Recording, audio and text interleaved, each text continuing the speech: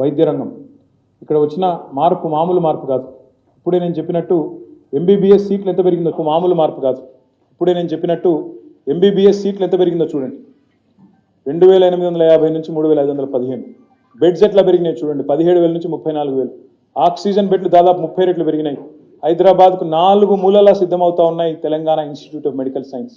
అల్వాల్లో 1, LB నగర్లో 1, సనత్ నగర్లో 1, గచ్చిబౌలిలో 1. ఇవన్నీ వాస్తవాలు కాదా? మొత్తం మెడికల్ కాలేజీలు 29 మొత్తం 4,000 కోట్లతో పెట్టింది వాస్తవం కాదా? 500 పైచిలకు బస్తీ దవాఖానాలు పెట్టింది వాస్తవం కాదా? నిమ్స్ విస్తరణ వరంగల్లో ఏమనాలో వీళ్ళు ఈ ప్రభుత్వం నాకైతే అర్థం కాల. మొన్న ఒక మంత్రి గారు లేచి జైలు ఊర్లో ఉండాలా, హాస్పిటల్ ఊరవతలు ఉండాలా అంటారు. అంత గొప్ప వాళ్ళు ఈ ప్రభుత్వంలో ఉన్నారు. వాళ్ళకి అన్ని తెలివితేటలు ఉన్నాయి. వాళ్ళ విజ్ఞతకి వదిలేస్తా. కానీ మేము మాత్రం వరంగల్లో ఇవాళ మొత్తం తెలంగాణలోనే అతిపెద్ద ఆసుపత్రి 24 అంతస్తుల్లో కఠినం. అది రెడీగా ఉంది ప్రారంభోత్సవానికి. బ్రహ్మాండంగా ప్రారంభించుకోండి. కానీ మళ్ళీ ఒక్కసారి నేను గుర్తు చేస్తా ఉన్నాను, ఇదంతా కూడా నిరర్ధకమైన అప్పు అనే మాట ఏదైతే మాట్లాడినారో అది శుద్ధ తప్పు.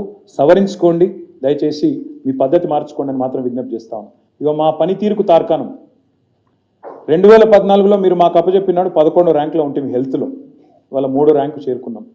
తద్వారా వాళ్ళ తెలంగాణ నీతి ఆయోగ్ ఇండెక్స్లో కూడా 3వ స్థానానికి చేరుకున్న మాట కూడా గుర్తు చేస్తా ఉన్నా.